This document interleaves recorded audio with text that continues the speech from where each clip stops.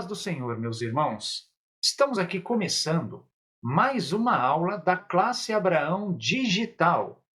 Aulas fornecidas pela Superintendência da EBD, da Assembleia de Deus da Lapa. Eu sou o presbítero professor Tiago e hoje nós estudaremos a lição de número 7, cujo título é o seguinte: Não retribua pelos padrões humanos. Nosso textuário, meus irmãos, está lá em Levítico 19:18, que diz: Não te vingarás, nem guardarás ira contra os filhos do teu povo, mas amarás o teu próximo como a ti mesmo. Eu sou o Senhor. A verdade prática diz o seguinte: o cristão não deve guardar rancor e nem buscar a vingança. Antes deve vencer o mal com o bem. Dessa forma, ele demonstra que verdadeiramente teve o seu caráter transformado por Cristo. Então, meus irmãos, nós vamos aqui estudar a nossa 7ª lição referente ao Sermão do Monte, a este grande ensinamento de Jesus Cristo registrado ali no livro de Mateus. Nesse sentido, meus irmãos, eu vou passar para os irmãos os materiais que eu usei para preparar essa aula, ok? Em seguida, vou passar algumas orientações pedagógicas específicas, porque essa aula ela é uma aula bem complexa e demanda algumas orientações particulares.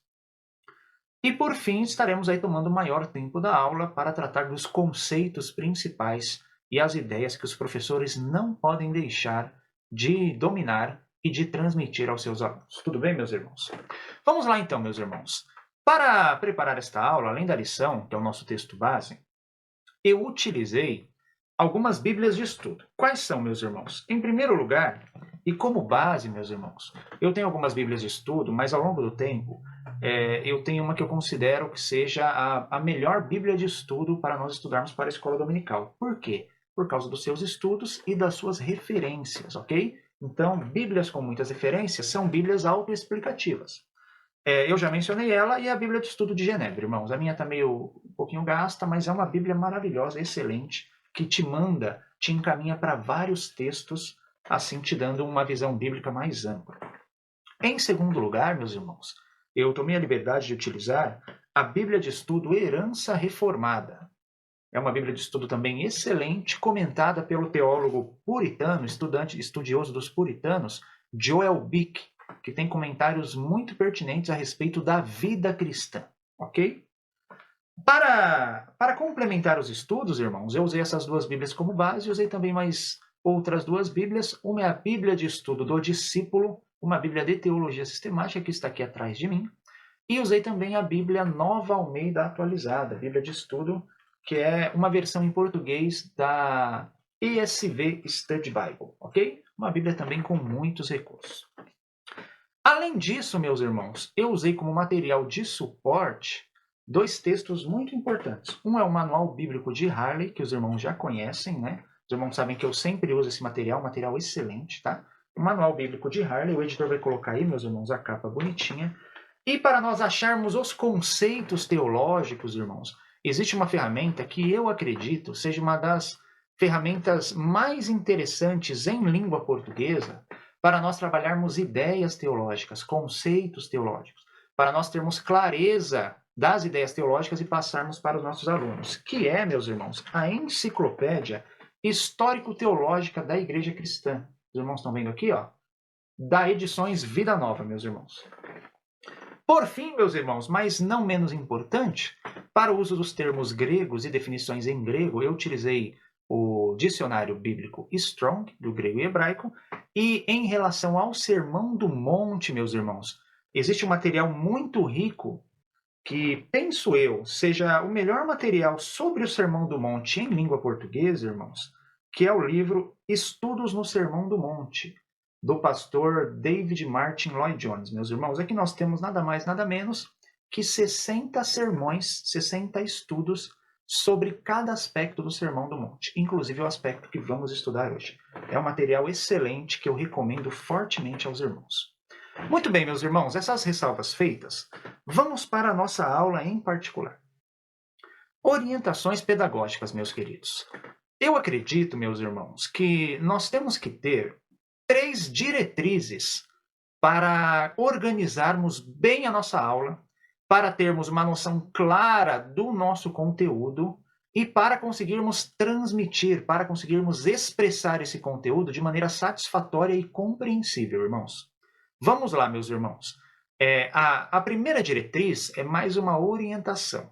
Nesta aula serão muito importantes alguns termos, entre eles o termo vingança ou retribuição, o termo amor e o termo perfeição, ok? Então, meus irmãos, em primeiro lugar, não podemos cair no erro do anacronismo. O que é anacronismo, irmãos? Anacronismo é quando nós tomamos uma palavra antiga, milenar, cheia de significado, e nós limitamos o significado dela ao uso que fazemos atualmente. Muito bem? Nós temos uma palavra clássica na filosofia, meus irmãos, que é a palavra afeições religiosas, usada pelo teólogo Jonathan Edwards, lá no século XVIII. A palavra afeições religiosas, meus irmãos, no contexto da filosofia do século XVIII, significa experiência religiosa. No nosso caso, significa experiência pentecostal. Porém, quando nós ouvimos essa palavra afeição, nós a ligamos ao afeto.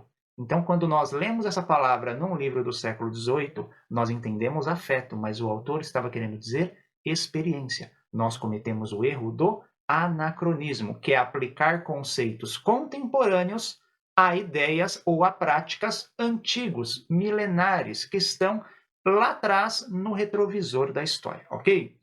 Não podemos, portanto, entender a vingança no sentido bíblico, usada por Deus, como a vingança no sentido humano do século XXI, usada pelos homens. Já adianto que essa vingança humana não é de Deus, obviamente, mas a vingança divina no sentido da retribuição, no sentido da punição pelo pecado, é boa, justa e santa.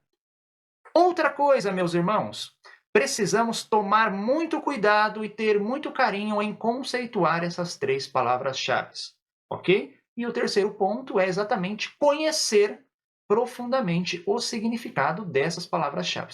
Se os irmãos não conhecerem o significado e a aplicação dessas três palavras, vingança, amor e perfeição, que eu vou dividir aqui em duas partes, a vingança de um lado, o amor e a perfeição do outro, os irmãos não conseguirão passar o conteúdo da lição claramente para os alunos. Prosseguindo, meus irmãos, entrando no Sermão do Monte em si, nós podemos dizer que o trecho que vamos estudar, que é da leitura bíblica em classe, que está em Mateus 5, 38 a 48, irmãos, é a quarta e a quinta parte do segmento de Jesus no Sermão do Monte, que trata sobre Jesus e a interpretação da lei. Os irmãos sabem que o Sermão do Monte, no capítulo 5 de Mateus, pode ser dividido em duas sessões, meus irmãos. Os estudiosos dividem da seguinte forma: versículos 1 a 16, Jesus trata das bem-aventuranças, do sal da terra e da luz do mundo. Já do verso 17 ao verso 48, Jesus trata da aplicação correta da lei. Isto é, Jesus trata da correção dos conceitos errados que fariseus e escribas tinham da lei de Moisés. E Jesus faz 5 correções, meus irmãos. Quais são elas? Primeiro, Jesus corrige a noção de homicídio. Já vimos essa lição. Jesus corrige, irmãos, a noção de adultério. Jesus corrige a questão dos juramentos, que nós vimos na lição 6 agora. Por fim, Jesus corrige a questão da vingança, que nós veremos hoje, e também Jesus corrige a questão do amor, ou podemos dizer também do ódio aos inimigos. Tudo bem? O que nós estudaremos hoje é a quarta e a quinta sessão. A quarta sessão, a vingança, e a quinta sessão, o amor ou o ódio aos inimigos, meus irmãos. Entre vários estudiosos, o Manual Bíblico de Harley corrobora essa divisão da correta interpretação da lei passada por Jesus. Seguindo então, meus irmãos, eu acho que é muito pertinente nós conceituarmos a vingança. A vingança na Bíblia pode ser entendida de duas formas básicas, que podem ser ramificadas em subtemas ou subaplicações. Quais são essas duas formas básicas, meus irmãos? A vingança humana e a vingança, entre aspas, a retribuição divina, ok? Começando com a vingança humana, nós sabemos que, também chamada de vingança dos homens, ela não é um ato de coragem e tampouco é um ato de justiça. A vingança humana, meus irmãos, ela é fruto da nossa natureza pecaminosa, da nossa natureza irracível, da nossa natureza dada à ira, ok? Não devemos praticar a vingança humana, ela não é desejável, meus irmãos. A vingança humana, ela não é santa, ela não é justa, ela não é pura, e principalmente nas palavras de Jesus, tomando aqui a aplicação que Jesus faz, especialmente dos versos 44 a 48 do nosso texto bíblico, irmãos, a vingança humana não é perfeita, ok? Para a vingança, irmãos, nós temos algumas palavras do grego. Eu fui pesquisar, eu achei muitas palavras do grego relacionadas à vingança. Eu vou passar aqui para os irmãos as 3 principais definições de vingança. A primeira delas, irmãos, é antapodidome. Antapodidome, que significa vingança, meus irmãos. Pode significar em um sentido bom ou em um sentido ruim. Uma vingança justa ou uma vingança injusta. Nós temos também a palavra, irmãos, practor. Practor, meus irmãos, significa o vingador, aquele que vinga, aquele que é responsável por retribuir algo, ok? E nós temos também o sentido que eu considero mais importante, meus irmãos, que é a palavra grega eikidikesis. Eikidikesis, meus irmãos, é uma vingança no sentido positivo da palavra, meus irmãos. É uma vingança aplicada por Deus ou é uma vingança em que o necessitado clama pela vingança no sentido de justiça de Deus? E nós temos textos, irmãos, que nos mostram esse uso do grego da vingança. Vamos começar num texto muito interessante, 2 de Coríntios, segunda epístola de Paulo aos Coríntios, capítulo 7 e o verso de número 11, meus irmãos.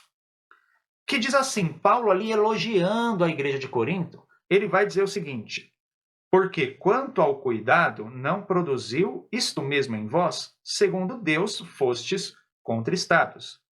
E aí Paulo vai falar de maneira enfática. Que defesa, que indignação, que temor, que saudades, que zelo, que vindita, na versão Almeida Revista e Atualizada. Em tudo destes prova de estardes inocentes nesse assunto. Que vindita, meus irmãos, é a palavra eikidikesis. Mas a versão Nova Almeida Atualizada nos dá, irmãos, uma tradução que é de compreensão mais clara para o nosso objetivo aqui. Onde Paulo fala assim: vejam quanto cuidado produziu em vocês o fato de serem entristecidos segundo Deus. Que defesa, que indignação, que temor, que saudade, que zelo. E olha só como eles traduzem, irmãos, o termo eikidikesis. Que desejo de punir o culpado. Em tudo vocês se mostraram inocentes neste assunto. Então, a palavra eikidikesis, vingança, é o desejo justo de punir o culpado, meus irmãos. É uma vingança justa, é uma retribuição justa. Para mais, meus irmãos, também vemos o uso desta palavra no Evangelho de Lucas. Lá no capítulo 18 do Evangelho de Lucas, meus irmãos, nós temos a aplicação desta palavra. Lucas capítulo 18, verso 3, diz o seguinte: havia também naquela mesma cidade uma viúva que vinha ter com ele, dizendo: julga a minha causa contra o meu adversário. Então nós temos ali, irmãos, a parábola do juiz iníquo. E a viúva clama por julgamento. Julga a minha causa contra o meu adversário, do grego eikidikesis. Ela clama, ela busca uma justiça boa, uma justiça divina, meus irmãos. Ok? Uma justiça correta. Para continuar, nós também temos o capítulo 21 de Lucas. Lá no verso 22, que diz assim, Jesus falando ali sobre o princípio das dores e a vingança, meus irmãos, que é corroborada, que é profetizada pelas Escrituras. E Jesus diz lá no verso 22 do capítulo 21 de Lucas: porque esses dias são dias de vingança, para se cumprir tudo o que está escrito. Vingança aqui do grego eikidikeses. Que significa, meus irmãos? Satisfazer a justiça. Fazer justiça a todas as partes. Uma justiça completa. Então, meus irmãos, poderíamos dizer que a vingança, quando aplicada por Deus, quando Deus diz minha é a vingança, é uma vingança justa, é uma retribuição justa, correta e santa contra o pecado, contra a iniquidade, contra a impiedade. Dando prosseguimento, então, meus irmãos, nós vemos que a vingança, ela é definida lá na enciclopédia histórico-cultural da teologia cristã, enciclopédia histórico-cultural da Igreja Cristã, eles vão dizer o seguinte: em todas as partes da Escritura existe um último dia da vingança, associado com a vingança do povo de Deus, com a retribuição, a recompensa e, em especial, meus irmãos, a garantia de que os culpados não serão inocentados. Então, a vingança aplicada por Deus, meus irmãos, é a garantia de que no último dia, no juízo final, naquele dia previsto por Deus, profetizado pelas Escrituras, os culpados não serão inocentados, meus irmãos. É o que nós vemos no livro do profeta Naum. Lá no livro do profeta Naum, meus irmãos, nós temos ali essa vingança. Naum capítulo 1 e o verso 3 diz assim: o Senhor é tardio em irar-se, mas grande em poder, e jamais inocenta o culpado. É essa vingança que é a vingança bíblica, meus irmãos, que é a vingança aplicada por Deus. Não cabe a nós aplicar a vingança, porque não somos juízes, não somos legisladores, não temos competência, clareza, nem capacidade de julgar a gravidade do pecado e da ofensa contra Deus. Cabe apenas ao próprio Deus essa tarefa e essa função, meus irmãos. A enciclopédia histórico-teológica vai dizer o seguinte: a vingança não é expressão de antipatia pessoal ou rancor. É uma reação da santidade positiva de Deus, de sua justiça ativa, assegurando a ordem moral do mundo e vindicando a verdade, a justiça e a bondade, contra tudo que é corrupto, falso e mau. Então, meus irmãos, como devemos entender a vingança na Bíblia? A vingança bíblica aplicada por Deus. A vingança é uma reação da santidade e da justiça de Deus. Nós precisamos entender uma coisa: o comportamento de Deus, falando em doutrina de Deus, falando em teontologia, o comportamento de Deus, irmãos, ele ocorre de acordo com a sua natureza. Isso equivale a dizer que Deus, irmãos, é o ser que tem maior liberdade entre todos os seres existentes. Porém, mesmo Deus é limitado pelos seus atributos. O que isto quer dizer, meus irmãos? Deus, ele é a verdade. Ser a verdade é um atributo de Deus. Portanto, a partir do momento em que Deus, na eternidade, é a verdade, Deus jamais poderia contar uma mentira. Apesar de Deus ser livre, ele não pode mentir, porque isso seria contra a sua própria natureza, contra os seus próprios atributos. Então é natural para Deus ser verdadeiro, ser santo, ser justo. E isso nos leva ao ato da ira de Deus, da vingança e da retribuição de Deus. Uma vez que Deus é santo, a sua santidade é positiva e reativa. O que isto quer dizer? A santidade de Deus reage à impiedade. A justiça de Deus reage contra a injustiça, condenando a injustiça, condenando a impiedade. Então, meus irmãos, dizer que Deus é amor equivale a dizer que Deus necessariamente precisa também ser ira e fogo consumidor, como está nas Escrituras. Por quê? Porque o Deus que ama o que é bom esse Deus se ira contra o que é mal. O Deus que ama a bondade se ira contra a iniquidade.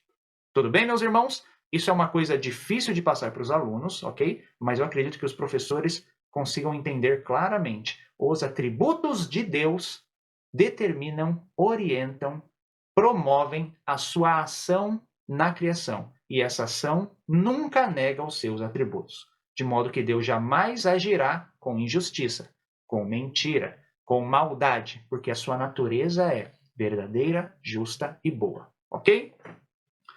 Continuando, meus irmãos, no caso da vingança, devemos seguir o exemplo de Jesus. Jesus, meus irmãos, deu-nos o maior de todos os exemplos. Lá no Evangelho de Lucas ainda, meus irmãos. Vamos analisar o texto de Lucas 23, versos 33 e 34. Jesus no Calvário, meus irmãos. Lucas 23 e 33. Quando chegaram ao lugar chamado Calvário, ali o crucificaram, bem como aos malfeitores, um à direita, outro à esquerda. Contudo, Jesus dizia: Pai, perdoa-lhes, porque não sabem o que fazem.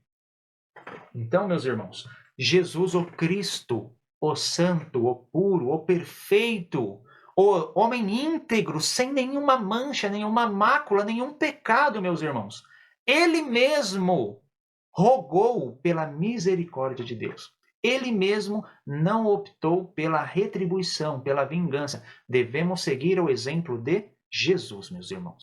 Se Cristo não quis julgar, quem somos nós? Aí, continuando, meus irmãos, vamos fazer uma união aqui entre amor e perfeição. Por quê? Porque quando nós olhamos o discurso de Jesus nesse trecho do Sermão do Monte, eles estão intimamente conectados.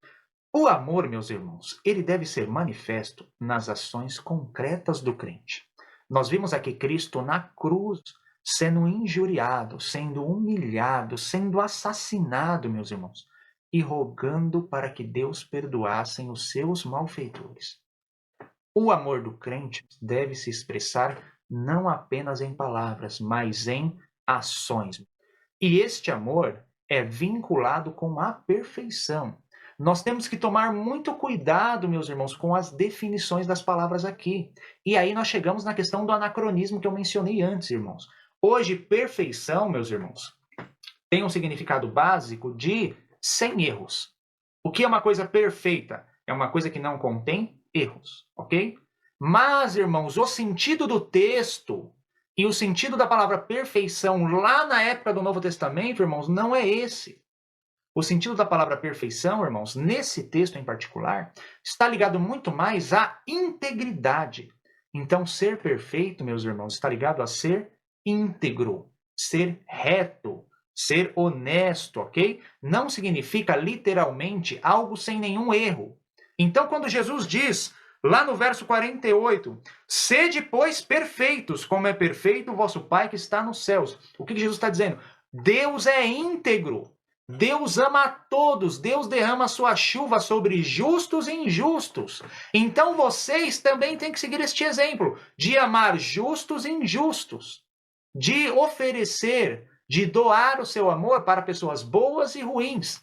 Assim como Deus doa a sua bênção, a sua chuva, o seu sol sobre pessoas boas e ruins, ok? Jesus não está dizendo, olha, Deus não tem nenhum pecado, embora isso seja verdade. Deus é plenamente santo, então vocês sejam 100% santos também. Não cometam nenhum pecado. Não é isso que Jesus está dizendo, meus irmãos, ok? Isso, inclusive, é um erro de algumas interpretações. Perfeição ali, meus irmãos, no grego, é a palavra teleio. Teleio, que significa completo, maduro, algo que passou por um tempo de maturação.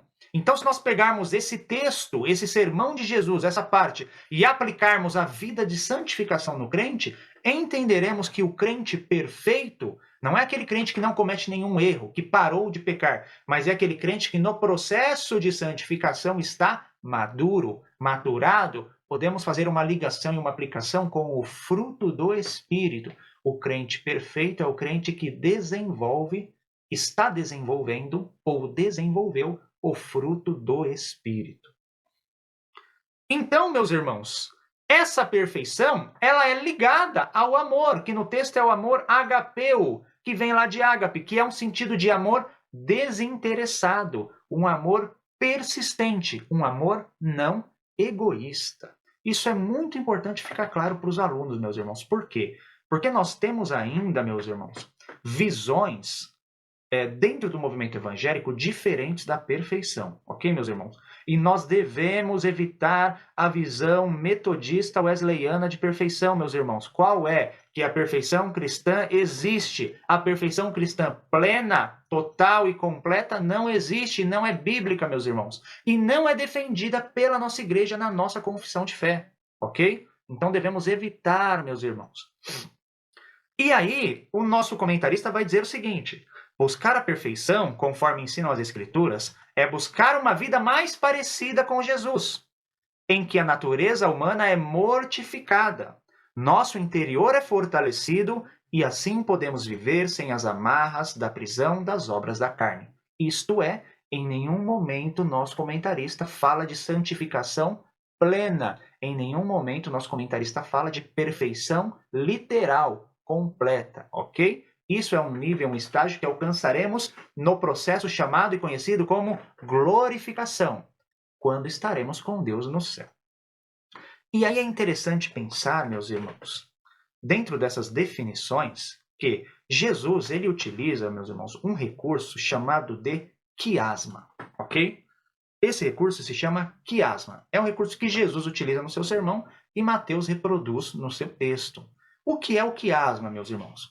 É você pegar um discurso, você começa ele com uma afirmação poderosa e você termina ele com a mesma afirmação poderosa. Só que no meio, no corpo do discurso, você complementa informações que explicam e que mostram para o ouvinte por que a primeira informação, a primeira regra do discurso, deve ser confirmada no final, ok? Então, Jesus pega uma informação inicial e confirma no final do discurso. E no meio ele mostra a lógica, ele mostra a coerência dessa ideia. Vamos ver isso na prática, meus irmãos. O discurso, meus irmãos, podemos começar ali no verso 45. Olha só, diz assim, Jesus faz esse quiasma, meus irmãos. Para que sejais filhos do Pai que está no céu. No verso anterior, no 43, Jesus diz assim: eu, porém, vos digo, amai os vossos inimigos. Então Jesus está dizendo assim: vocês devem amar os seus inimigos por um motivo, qual seja, para que sejais como Deus, para que sejais filhos do vosso Pai que está nos céus, ok? Essa é a afirmação inicial. Por que eu devo amar o meu inimigo? Para que eu seja como Deus.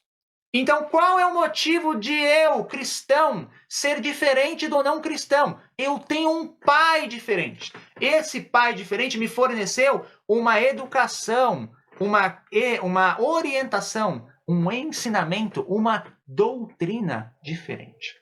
Ok? Eu reflito os ensinamentos de meu pai. Qual é a diferença entre mim e o ímpio, entre o cristão e o ímpio? O ímpio não tem este pai. Eu que tenho este pai, devo refletir ele em mim. E o que este pai faz? Este pai é justo, este pai ama a todos. Eu devo amar a todos, inclusive aos meus inimigos. Essa é a afirmação inicial. E aí Jesus complementa os porquês, os motivos. É a parte central do discurso. Para que sejais filhos do Pai. Por quê? Aí Jesus continua. Porque faz que o seu sol se levante sobre maus e bons, e a chuva desça sobre justos e injustos. Então Jesus está falando assim, olha, você tem que ser parecido com o seu Pai que é Deus, porque o seu Pai que é Deus abençoa justos e injustos como o seu sol e a sua chuva. Pois, olha Jesus justificando, pois, se amardes os que vos amam, que galardão tereis? Não fazem os publicanos também o mesmo? Jesus está dizendo assim, se vocês apenas amarem aqueles que vos amam, vocês estão sendo iguais a todos. Mas este pai é apenas pai dos justos. Então você tem que fazer algo a mais, você tem que ir além. Continuando, e se saudardes unicamente vossos irmãos, que fazeis demais? Não fazem os publicanos também assim? Então Jesus explica os porquês que eu devo amar o meu inimigo e ser igual ao meu Pai. Porque eu não posso ser, como homem cristão, como mulher cristã, eu não posso me igualar aos padrões do mundo. E nos padrões do mundo, eles já amam aqueles que os amam. Eles já cumprimentam aqueles que são seus amigos, os seus irmãos. Jesus diz: então vocês precisam fazer mais do que isso para serem filhos do vosso Pai. Portanto, verso 48, sede, pois, vós perfeitos, como perfeito é vosso Pai que está nos céus. Então, Jesus começa o discurso assim: para que sejais filhos do Pai que está nos céus. E termina o discurso assim: para que sejais perfeitos, como perfeito é vosso Pai que está nos céus. Como é o nome disso? O nome disso é quiasma. Ok, meus irmãos? Um recurso muito interessante, muito genial que Cristo usou. A mesma afirmação no começo e no final, com os porquês, os motivos, a coerência, a explicação no meio, ok? Para terminar, meus irmãos, cabe mencionar que a perfeição foi vista de uma forma mais ou menos parecida pelos cristãos ao longo da história. E ser perfeito significa, novamente, integridade. Quando nós pegamos, por exemplo, meus irmãos, Martinho Lutero ele entendia que a perfeição é um resultado da fé. De acordo com Lutero, a fé em Jesus Cristo traz uma perfeição imputada. O que é uma perfeição imputada, meus irmãos? Nós, pela fé em Cristo, recebemos aos olhos de Deus a perfeição de Cristo, através dos seus méritos. Essa perfeição imputada nos permite adorar a Deus com verdadeira fé. O movimento pietista, meus irmãos, do século 17 e 18, um dos movimentos que deu origem ao movimento pentecostal, diz que a perfeição é refletida nas obras praticadas exclusivamente para a glória de Deus, ok? Então, quando o crente age com integridade, meus irmãos, quando o crente busca exclusivamente, em primeiro lugar, nas suas ações, a glória de Deus, ok? E nós temos, irmãos, um grande autor chamado William Law, que escreveu um livro clássico chamado Christian Perfection, que é um livro que vai tratar desse assunto. Ele rejeita a opção católica de se excluir em mosteiros, irmãos, para buscar a santidade e a perfeição. William Law dizia que a vida cotidiana, a vida normal e comum do crente, ela pode, meus irmãos, ser um ideal de perfeição. Essa vida cheia de desafios, cheia de problemas, cheia de afrontas do inimigo, do mundo, da carne, ela deve ser uma vida que seja uma oferta sacrificial a Deus.